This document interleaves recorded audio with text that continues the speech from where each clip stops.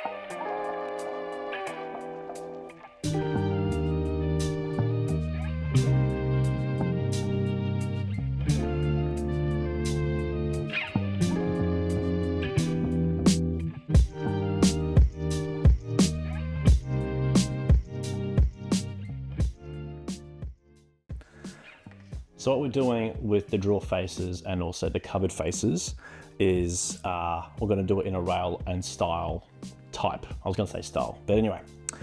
So what I normally do is the wrong way to do it. So I've opted for a slightly different way this time, and I've actually drawn out exactly and labeled A, B, C, and D and so on of exactly which part is what's their length and the width and all that kind of stuff. Width is easy. I've made them 65mm each, which is in inches.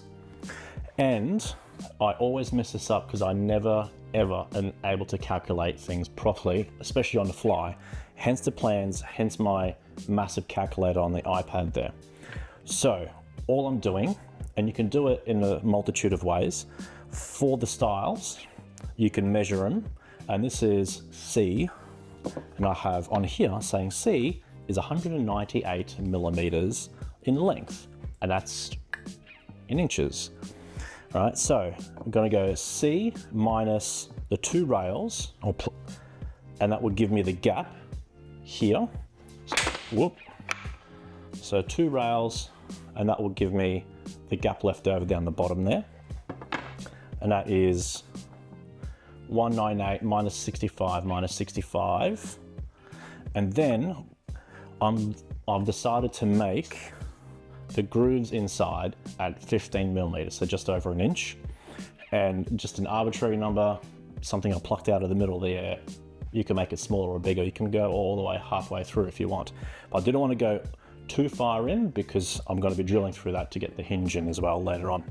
So I've done 198 minus 65 plus 28. So I've got 2 15mm grooves. I'm going to minus a millimeter off each side just to give me a little bit of wiggle room just in case something's off by a couple mil. So I'm so glad I did it this way and not get to the end and find out that I've cut all the wrong bits, the wrong sizes.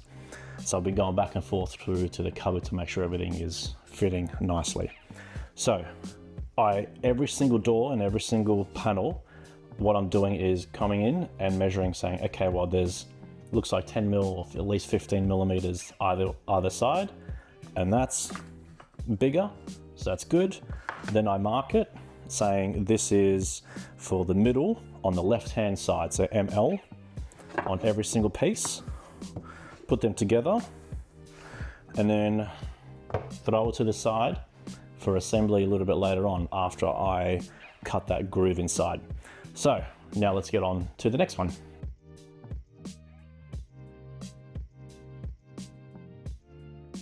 So as you can see, I am slowly sneaking up on it.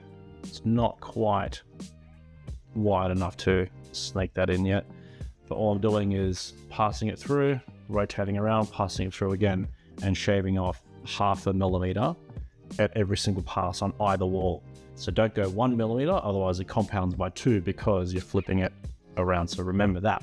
So lightly tap the fence. And this is where my old DeWalt contractor saw. It's a fantastic thing because it had a rack and pinion fence, and you could very slowly just touch it and then lock it down pretty easily as well.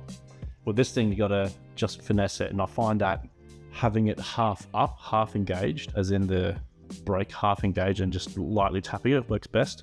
Find that if you go fully up and release it, then try to tap it and put it back down again, it's got a bit of slop inside the T-square section, and it tends to move around a little bit, so it doesn't move. So this method is a lot better, so try it out.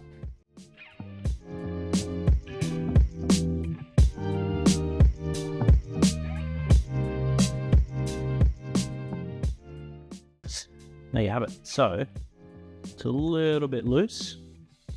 This is MDF, so it won't expand and contract. So this is probably a little bit too loose for my liking, because I remember reading that it should essentially stay on its own, and it kind of does, sort of.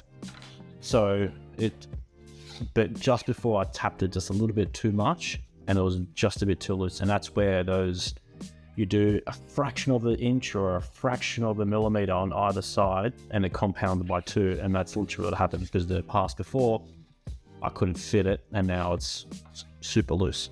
All right, so I've tapped it back a little bit. Luckily, we've got 2 sides. This is just a test piece, and let me try it on the other side now.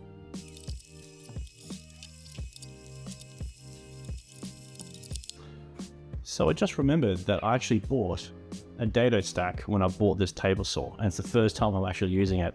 And what I found, that the blade I did have in there before, it actually had a thin curved blade. So what I was finding is that it was just a little bit too thin, which is annoying.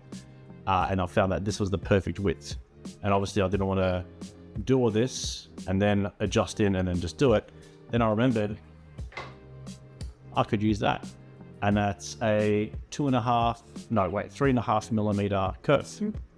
So let's use that one instead. But we'll have to repeat and do everything all over again. So let's just stick to the time lapse, eh?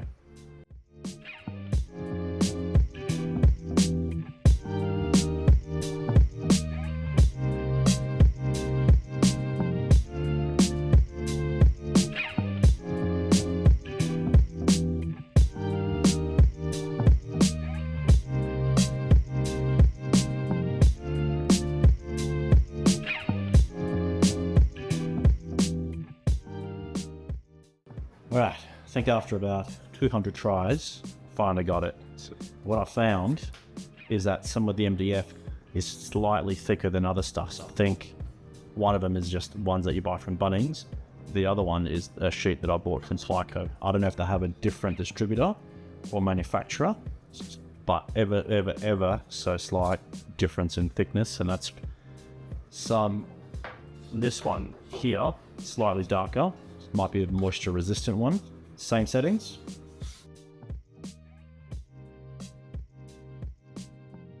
This one's pretty tight. So I'm gonna leave it dialed at that. And I've legitimately tried it about 10 times. So good thing to hold onto your scraps. So let's get to it and actually do it on a real piece. Wish me luck.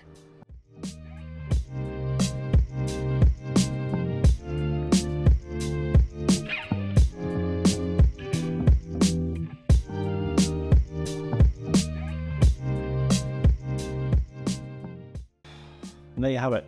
The rail and style panel actually come up pretty good. Now, let's test it for square.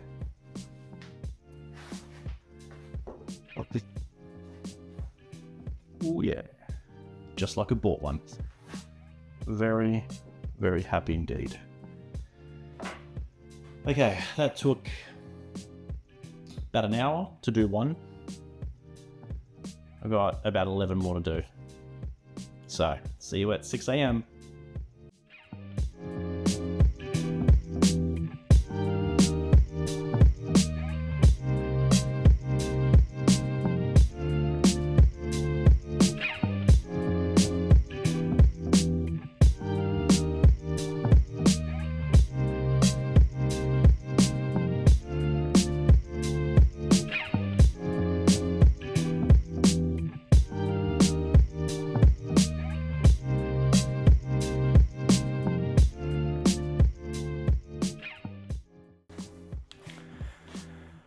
Alrighty, that was a lot of work. So next thing I need to do is cut a similar kind of groove on the actual rails themselves. So when they join, just say that's the corner. The idea is I'm going to have a tenon, which I've already cut out of that same material, slotting inside there. Doesn't need to go all the way through. The idea is the glue on both those tenons and joints is going to give it a lot of strength, and because this is MDF and glue really absorbs through the entire membrane, it's going to be super sturdy once all the glue is in, as well as typically on any timber you don't glue those panels because the wood tends to move a little bit, but because it's MDF and stable you can glue as much as you want, and that's definitely going to be the intention. Once those tenons are in, we can just chop off the little bit of excess they're going to leave in there and get on with it. So it's almost like a domino or a biscuit. In hindsight, it's probably what I should have done. All right, I'm done for the day. I need to work out how I'm going to do this safely on the table saw. So if you see me coming back and it's miraculously done, it means I probably didn't do it safely on the table saw. So hopefully I still have my fingers in the future. Alrighty, so I was able to cut these little ends here, so I have a groove all the way around. So the idea is that when we butt the stiles and the rails together, they're going to also leave a little bit of a gap here. And what we're going to be doing, and what I've done actually, is just cut off a little bit of, it's like maybe 1 by 2 inches bit of material, the same material as for the inner panel. And the idea is going to be, it's going to be sitting in the end like that. So when we clamp everything together and glue it all up, it's going to sit a little bit proud of it. Just, there you go, for the contrast. It's going to sit a little bit proud of it, and I can just sand it down, but that's going to give it a bit more strength as well. That's the intention too anyway. So everything's going to be glued because, again, it's not live timber and it's not going to move during the seasonal changes. It's pretty stable as MDF, and it's super easy to paint as well, which is really nice. Right, so I got a ton of doors to put together like this and a ton of glue to use, so let's get straight to it.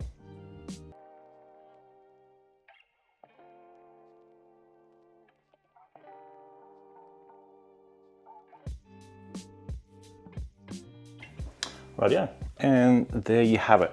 One of the little drawer fronts on the right hand side I'm going to be using. So what you'll probably notice as well is that I use cabinet makers kind of triangles to mark out which orientation it all is, because what I found was some of the MDF, some of it was made from scrap that I had laying around, others was brand new sheet, and the MDF is varied maybe by a millimeter, so some of it's a little bit high, some of it's a little bit low, so just need to do a little bit of sanding. Also, what you want to do is make sure you clean up all that glue, because there's just less stuff that you have to sand off and clean up later on. So as you're going through, there's natural to have a bit of glue squeeze out. I don't tend to use an excessive amount of glue, just enough to kind of hold the thing together, because there's enough combined glue in the whole system to kind of hold it together firmly anyway. Cool, so that one's done. I think I've got about 18 more to go, so let's get to it.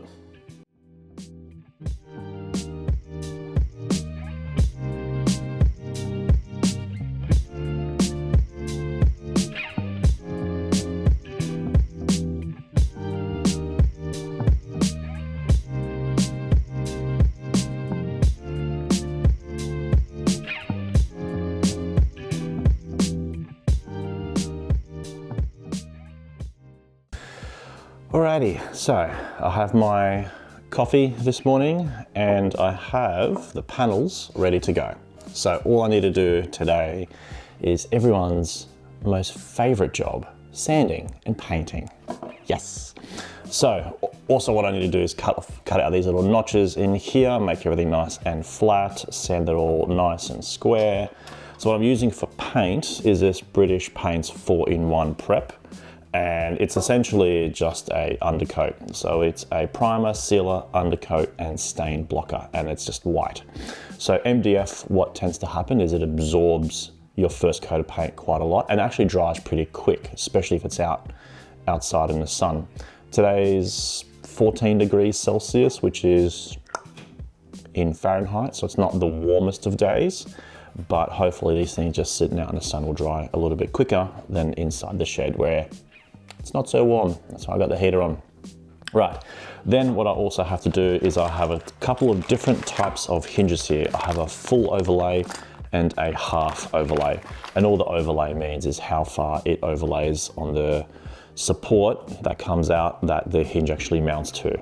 And if it's half overlaid, then it's actually half overlaid over the support. So my cupboards up here, they're all half overlay because I have multiple doors side by side, and the full overlay ones are for the ends because I don't want them to be half overlay, otherwise you'll have a gap on the end. It'll make sense later in the video as well.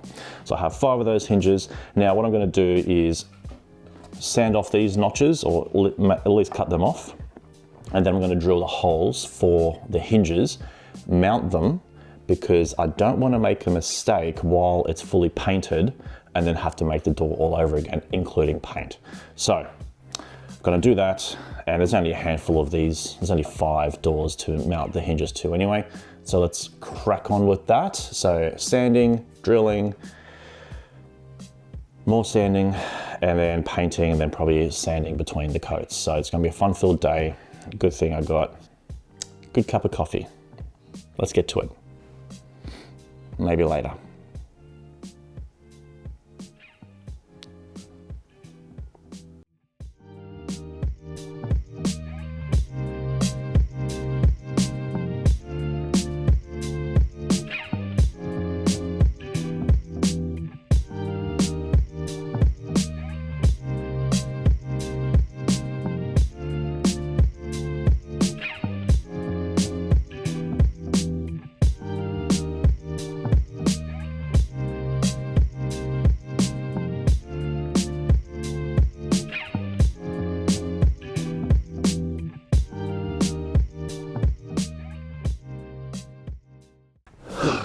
I think it's a little bit too thick. I can't be bothered trying to debug it. So I'm going to do the old fashioned way. Just roll it on. Ugh, all this prep work. Let's get on with it. Betting that the sprayer isn't working out, I could just probably thin out the paint a little bit because primer tends to be pretty thick. I just can't be bothered doing the ratios and doing all that stuff, testing it out, ratio, test it. I'm just gonna do it the old fashioned way. I did buy different types of rollers this time. So the typical ones you buy from Bunnings is your, I think like that 2-inch, 100mm, so that's 4-inch. They do have a tapered end. I opted to buy these ones off Amazon because I have a square end.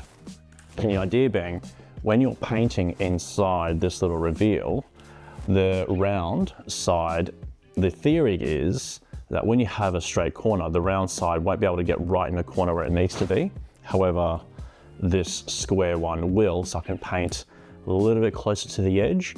I'm still gonna cut it in just regularly with a sash brush. I'll show you that in a second.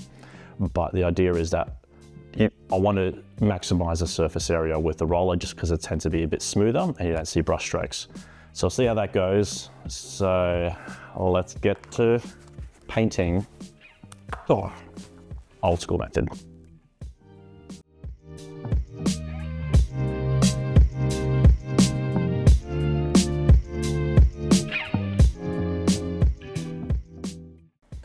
So now that undercoat's dried overnight, next thing I want to do is put it in the top coat. And this stuff actually works in the sprayer. So, and it's just a slight off-white, which is a very, very similar color. So you'll look like I'm actually just spraying it again. Anywho, let's get to it.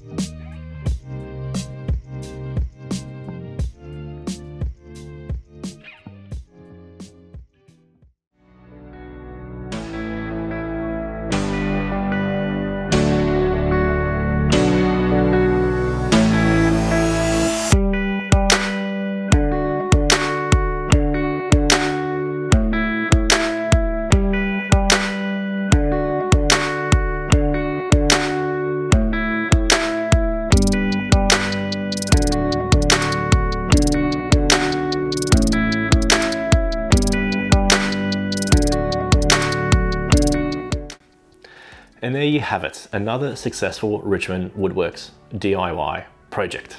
Rolls off the tongue. I'm pretty happy with this one. Well, umming and ahhing about what to do with that window area for so long, because it's just a weird shaped lounge room. And I think it's weird because the lounge room actually looks bigger now with that unit in it. I don't know why, it's actually taken up a bit of the space. And it's also nice to have a bit of extra storage because the kitchen is not very storage friendly. Anyway, so I had to get a custom cushion made, and we got that made from Clark Rubber, and it cost about 450 bucks. Took 2 months. So just be mindful, that's potentially how long it can take, because it's 2.2 meters wide and about 400 millimeters deep. And I've got 75 millimeter foam with a little topper, and then got the upholstery done and all that stuff as well. So 450 is actually quite reasonable for the amount of work that, you know, probably gets put into it. Anyway, lounge room is finally done except for one thing, and that's the TV unit. I'm gonna save that for another episode. I have a really cool idea still with the rail and style, but I wanna make it a little bit more rounded, so I'm just umming and ahhing about how I'm gonna do that, and I think I have it solved. Also, like, subscribe, and please do all those good things. And importantly, leave a comment if you feel like there's something I should have done differently, or if you have some ideas, or if you're doing this yourself, then please do reach out either through the comments below or reach out on my Instagram account. I've had a ton of people reach out on Instagram, and I've just gone a lot of back and forth and stuff like that about the projects they're doing. You know, some people are doing up their shed, putting up plywood, or, you know, some yellow tongue flooring on the walls as well. So just, I love it. It's fantastic. I feel like we're building a nice little community, which is great. Anyway, this video is probably getting a little bit long, so I'm gonna cut it there. But thanks everyone for tuning in, and take care of yourselves, everyone, and have a wonderful weekend in your workshop. Bye.